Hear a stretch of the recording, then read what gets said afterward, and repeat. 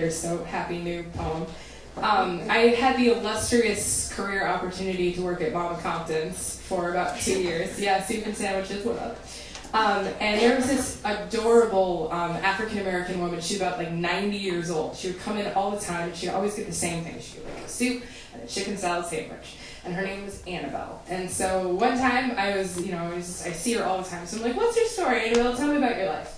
And so she told me this like amazing story. And so one thing led to another, and she wound up passing away.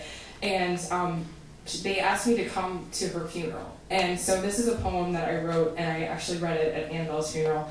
And it's called For Annabelle and Her Chicken Salad Sandwich.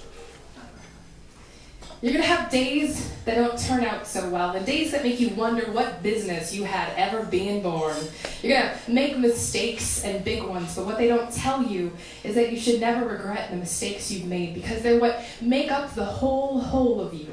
And if you get filled up with regrets and wonderings, you'll be left like half a person, and ain't nobody like half a person. Hell, people like half a sandwich better than half a person, because at least you get something out of it. Did I ever tell you about the grease fire in the diner I was scraping by on the coldest day in January? Water falling already like icicles to put the fire out. White people watching from the sidewalk, most of them in shock, once from the fire and twice because their usual white bread, white people afternoon had been replaced with something extraordinary. One of those stories you save for the quiet nights and your grandchildren. Did I ever tell you about the time I saw fire singe snow on the corner of 15th and Broadway way back in the 40s? I met your grandfather on that sidewalk. He had just lost his dog, and more recently, half of a chicken salad sandwich. One he'd grown up with, the other had just sounded good at the time. And then a bus pulled up in front of all those fire trucks, and I didn't see him again for 3 years, but I never forgot his smile. It was stupid looking, like a dog you learn to love. And on the day the war ended, I went back to that same diner. They rebuilt it then, with scraps and bits and leftovers from the ruins and a whole lot of dreams.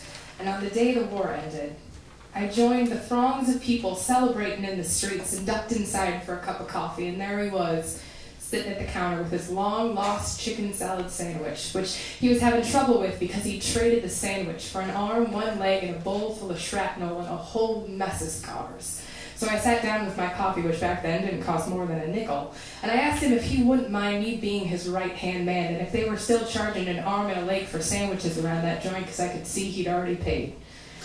We got married 4 days later, which you ain't supposed to do these days, and he died 47 years after that with no regrets, save one. He never got the recipe for that chicken salad sandwich, but that's the kind of regret that makes a person whole. Anyway, the secret was a little lemon juice, but I never told him that.